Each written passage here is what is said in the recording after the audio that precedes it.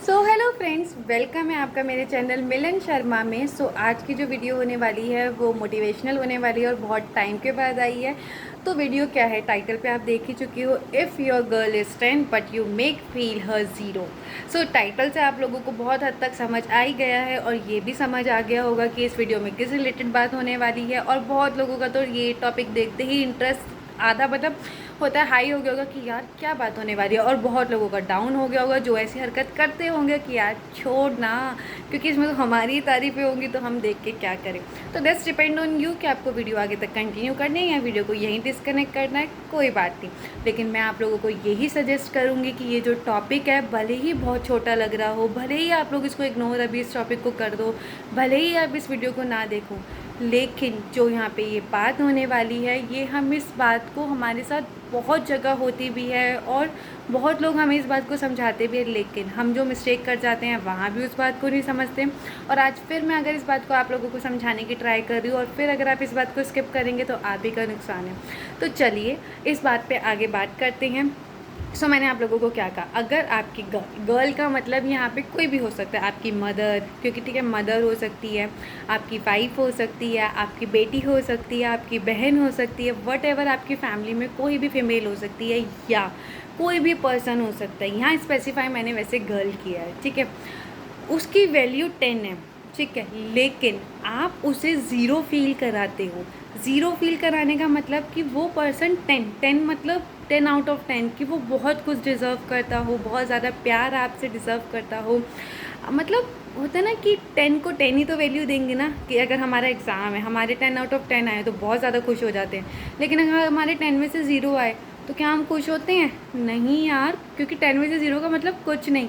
Even अगर हमारे 10 में से 10 आने चाहिए और हमारा एग्ज़ाम बहुत अच्छा गया है लेकिन 10 में से 9 8 भी आ गए ना, तब भी हम खुश नहीं होते, हम 9.5 पे भी खुश नहीं होंगे। क्यों? क्योंकि हमें पता है we deserve 10 but we get half marks deducted या 1 मार्क्स डिडक्टेड। तो आप सोचो, ये तो एग्ज़ाम की बात है, छोटे से टेस्ट की बात है, यहाँ तो लाइफ की बात हो रही है कि कोई person 10 out of 10 value deserve करता हो लेकिन आप उसे ज़ीरो वैल्यू डिज़र्व फील करा रहे हो।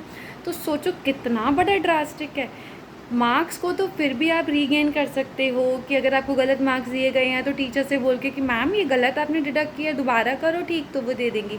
या आपको पता चल जाए कि आपकी गलती कहाँ है तो उसे ठीक कर सकते हो और दोबारा टेस्ट में अच्छे नंबर ला सकते हो। लेकिन लाइफ में अगर आप किसी पर्सन को जो 10 वैल्यू डिज़र्व करता हो उसे ज़ीरो वैल्यू फील करा दो, और अगर इस वजह से क्या मतलब नुकसान होगा, और वो पर्सन आपको इस चीज़ को बार बार समझा रहा हो, तो सोचो कितना बड़ा ड्रास्टिक चेंज आएगा। क्योंकि finally congratulation, you lost that person, ठीक है। आप उस पर्सन को लूज़ कर जाओगे, चाहे वो कोई गर्ल हो, चाहे कोई भी वट एवर, जिस पर्सन के साथ आप ऐसा कर रहे हो। स्पेसिफाई अगर मैं यहाँ ये करूँ तो ऐसा हम क्यों करते हैं, इसके भी रीज़न्स होते हैं, ठीक है। कभी कभी इस चीज़ को हम अनजाने में कर जाते हैं, हमें नहीं पता चलता, हमारी प्रायोरिटीज़ बहुत ज़्यादा चेंज हो जाती है। क्योंकि देखो ऐसा नहीं है कि हमेशा हमें अपनी प्रायोरिटी एक ही रखनी चाहिए, सिचुएशन टू सिचुएशन डिपेंड करता है। कभी कभी फाइनेंशियल क्राइसिस आ जाते हैं, कभी कहते हैं ना कि डिसीज़ मतलब घर में बीमारी आ जाती है, या फिर मतलब या घर में कोई बहुत बड़ा ड्रास्टिक चेंज हो जाता है, ये बहुत कुछ भी हो सकता है। देखो life is unpredictable, so anything can happen in any time, ठीक है। कुछ भी हो सकता है, मतलब सोच नहीं सकते हम कि क्या हो सकता है, ठीक है। कुछ भी बुरा हो सकता है, तो हो सकता है उस बुरे के अकॉर्डिंग हमारी सिचुएशन चेंज हो जाए, या फिर हमारी रिस्पॉन्सिबिलिटीज़ इतनी बढ़ जाए कि सिचुएशन चेंज हो जाए जिसकी वजह से प्रायोरिटी चेंज हो। मैं ये नहीं कह रही आप हमेशा अपनी प्रायोरिटी को सेम रखो कि उसी लड़की को या उसी पर्सन को आप सेम प्रायोरिटी पे रखो, बट अगर वो पर्सन 10 वैल्यू डिज़र्व करता है और अगर आपने उसे 10 वैल्यू दी है, फॉर एग्ज़ाम्पल 10 में से 5 बार भी दिया और एक मतलब 5 बार नहीं दे पा रहे, तो उस 5 बार में उस पर्सन को वो 5 बार का रियलाइज़ होगा कि यार मुझे वो 5 बार वैल्यू दी तो थी उतनी, अगर ये 5 बार नहीं दी तो वो बैलेंस आउट हो जाएगा, क्योंकि वो उस 5 बार की वजह से उस 5 बार जो नहीं दे रहे उसको समझेगा। लेकिन अगर आप 10 के 10 बार ही उसे ज़ीरो फील कराओगे तो क्या उसके पास समझने के लिए कोई पॉइंट होगा? और हाँ, फिर भी अगर वो दूसरा पर्सन आपको समझ रहा है और अगर आप उसे 10 के 10 बार ज़ीरो फील करा रहे हो, वो समझ रहा है इस बात को, नहीं यार उसको ये प्रॉब्लम है, नहीं यार ऐसा है, नहीं यार वैसा है, नहीं यार ये है, नहीं यार ऐसा हो रहा है, you are lucky, seriously. You are seriously very much lucky कि आप ऐसे पर्सन को समझ रहे हो कि जो आपको 10 के 10 दफ़ा समझ रहा है, जहाँ आप उसे 10 के 10 दफ़ा वो 10 वैल्यू डिजर्व करता और आप उसे 0 दे रहे हो। सोच के देखो, वह बहुत बड़ी बात कह गई। अगर इस चीज़ को रिमाइंड करके देख रहे हैं तो दैट्स अप टू यू। तो ऐसा ही तो है। तो इस नौबत तक अगर आप आ गए हो तो सीरियसली कंग्रेचुलेशन, क्योंकि you are losing someone that you don't know. ठीक है, और इस फ्यूचर में अगर आपको इस चीज़ का रियलाइज़ होगा तो बहुत बहुत बड़ा धक्का लगता है कि यार मैंने क्या कर दिया। क्योंकि आप सब कुछ वापस ला सकते हो, लेकिन अगर आपने किसी पर्सन को खो दिया है, खो कैसे सकते हो? या तो उस पर्सन मतलब ना रहे, मर जाए, या आप कैसे खो सकते हो कि वो पर्सन एग्जिस्ट करता है लेकिन उस पर्सन के मन में आपके लिए वो फीलिंग्स, वो इमोशंस, वो रिस्पेक्ट ख़त्म हो जाए जो पहले थी। तो इस तरीके से आप लूज़ कर सकते हो।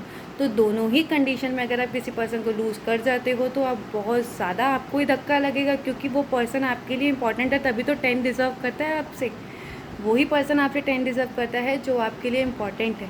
तो फर्स्ट सिचुएशन तो ये कि आपको प्रायोरिटीज़ की वजह से ऐसा, और मैंने इस प्रायोरिटीज़ में भी बता दिया कि क्या हो सकता है, कैसे बैलेंस आउट कर सकता है। मैंने इसमें सिचुएशन मतलब सॉल्यूशन भी प्रोवाइड किया है कि कभी कभी होता है, मोस्टली भी हो सकता है, लेकिन आपको बैलेंस आउट करना पड़ेगा। लेकिन 10 की 10 दफ़ा अगर आप ऐसा करोगे तो आप बहुत ज़्यादा डेंजर में आ गए हो।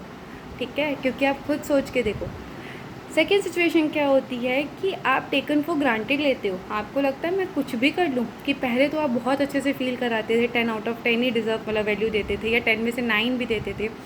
लेकिन आपने क्या करा, पहले 10 में से 10 वैल्यू दी स्टार्टिंग में, देन 10 में से 9, देन 8, देन 7, देन 6, देन 5, और ऐसे करते करते स्टेजेस वाइज आप 0 पे उस पर्सन को लेके आए हो। कि सबसे पहले आपने 10 से 10 फील करा के फिर 10 में से 0 करा रहे हो। तो सोचो डूड, आप तब भी बहुत बड़े डेंजर में हो, आपको पता नहीं। आप congrats, you are losing someone. मैं अगेन यही बात बोलूँगी।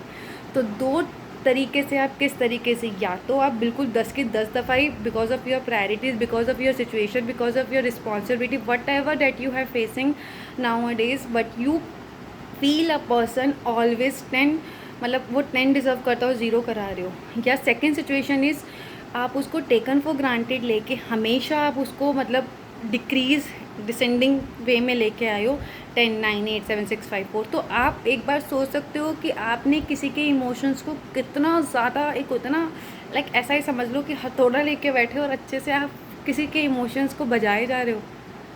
क्योंकि अगर वो डिज़र्व उतना करता है तब आप उसे देखो डिक्रीज़ करके करो, वरना तो अगर कोई पर्सन डिज़र्व करता है तो आप उसे ऊपर ऊपर ऊपर ऊपर इंक्रीज़ करोगे।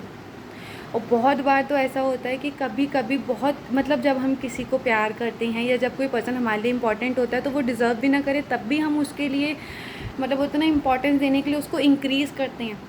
तो जब रिलेशनशिप के ईयर्स पास होते हैं तो हमारा इम्पोर्टेंस वैल्यू जो है वो इंक्रीज़ होनी चाहिए। क्योंकि खुद सोचो, आप स्टडी के कॉन्सेप्ट से देख लो या आप लाइफ के कॉन्सेप्ट से देख लो कि अगर कोई चीज़ इंक्रीज़ हो रही है और दूसरे वे में आप दूसरी चीज़ को डिक्रीज़ कर रहे हो तो क्या वो चीज़ चलेगी, बैलेंस आउट होगी? नहीं। तो यही तो रिलेशनशिप और रिलेशनशिप में वैल्यू का मतलब डिज़र्व के एक कॉम्बिनेशन है कि जैसे जैसे रिलेशनशिप के ईयर्स इंक्रीज़ हो रहे हैं तो जो रिलेशनशिप की बॉन्डिंग है, लव है, रिस्पेक्ट है, केयर है, वो साथ साथ ईयर्स रिलेशनशिप के और ये सारी चीज़ें साथ साथ इंक्रीज़ होती है। तो अगर आप इन सारी चीज़ों को रिलेशनशिप के ईयर्स के साथ साथ इंक्रीज़ कराते जाओगे तो आपका रिलेशनशिप एक इतना प्यारा ब्यूटीफुल रिलेशनशिप बनेगा कि आप सोच नहीं सकते और एंड तक जाएगा। लेकिन आप क्या कर रहे हो कि रिलेशनशिप के ईयर्स तो ग्रो हो रहे हैं, ठीक है, लेकिन love, care, respect, quality time, what ever जो भी चीज़ एक रिलेशनशिप के लिए इंपॉर्टेंट होती है वो डिक्रीज़ हो रही है, 10, 9, 8, 7, 6, 5 होती जा रही है। So you think what are you doing? नहीं तो एक बार मेरी बात को समझ के सोच के देखिए। तो ये बहुत बड़ी वजह होती है किसी भी रिलेशन का ख़त्म होना। क्योंकि जैसे जैसे ईयर्स स्पेंड होते हैं तो हर किसी की एक्सपेक्टेशन होती है कि किस तरीके से आप उस अच्छे रिलेशनशिप को और क्लोज़ करो और बॉन्डिंग स्ट्रॉन्ग करो। और ये रिलेशनशिप किसी भी चीज़ का हो सकता है, किसी फ्रेंड का हो सकता है, हस्बैंड वाइफ का हो सकता है, लवर्स का हो सकता है, माँ बच्चों का हो सकता है, भाई बहनों का हो सकता है, किसी का भी हो सकता है।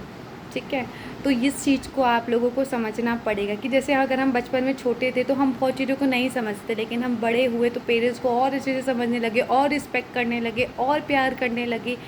फिर शादी हुई तो और ज़्यादा हमें चीज़ें समझ आने लगी, बच्चे हुए तो और ज़्यादा चीज़ें समझ आने लगी। तो ऐसा ही हर रिलेशनशिप होता है, चाहे पति पत्नी का हो, चाहे लवर्स का हो, चाहे बच्चों माँ का हो, चाहे बाप बच्चों का, वटेवर कोई भी relationship. So at the and मैं आप लोगों को देखो, मैंने इस बार चीज़ें बताने के साथ साथ आपको सोल्यूशन भी प्रोवाइड किए हैं, और इस चीज़ का सॉल्यूशन तो आपके पास खुद होगा, क्योंकि आप इस चीज़ को समझ पाओगे कि आप कौन सी सिचुएशन में क्या कर रहे हो।